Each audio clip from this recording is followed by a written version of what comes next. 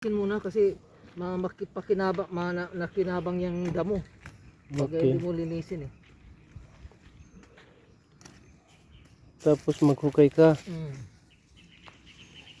Hindi masyadong malapit. Yan yung ano mo. Yung Tatlo na fertilizer. butas. Ano yung fertilizer mo? Anong pangalan? Triple 14 complete. Complete. Gaano karami lagay mo dyan? Sige nga. Yung ganun lang oh.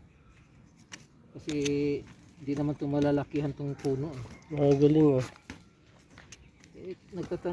Nagkukulangan ako doon sa amin, ganun. Okay, tapos ilagay. Ganun no? Ganun lang.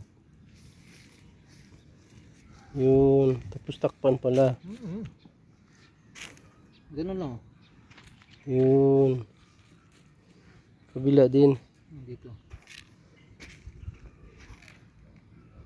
Yan pala ang pag-abono. Complete ha.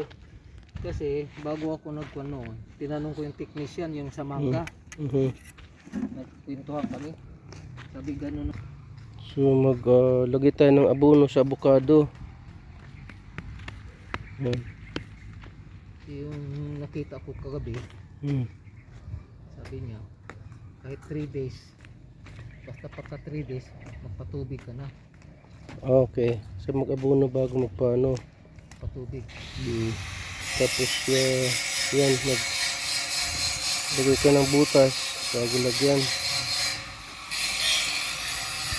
Hindi masyadong tabi sa puno. Yeah.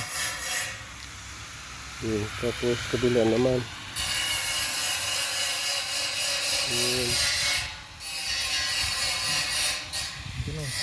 Tapos takpan. Ito na yung style. Tapos magpatubig.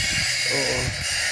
Ilang araw? Gusto ko na hanggang sabi niya kagabi, pinakataas 3 days kung magpuang ka. Patubig. Patubig. Not less yan kasi yan, mainit yan eh. Oo. Marami tayong lagyan na bunuhan. Marami ha? Saan ka nag-start dun sa dulo? Dito, yan, papunta na po. Kaya nag-start ko linya-linya para hindi tayo mawala. Okay, good. Kasi kung kuhan, baka mamaya, dinaanan ko na pala ko. Oo, tandaan mo ah.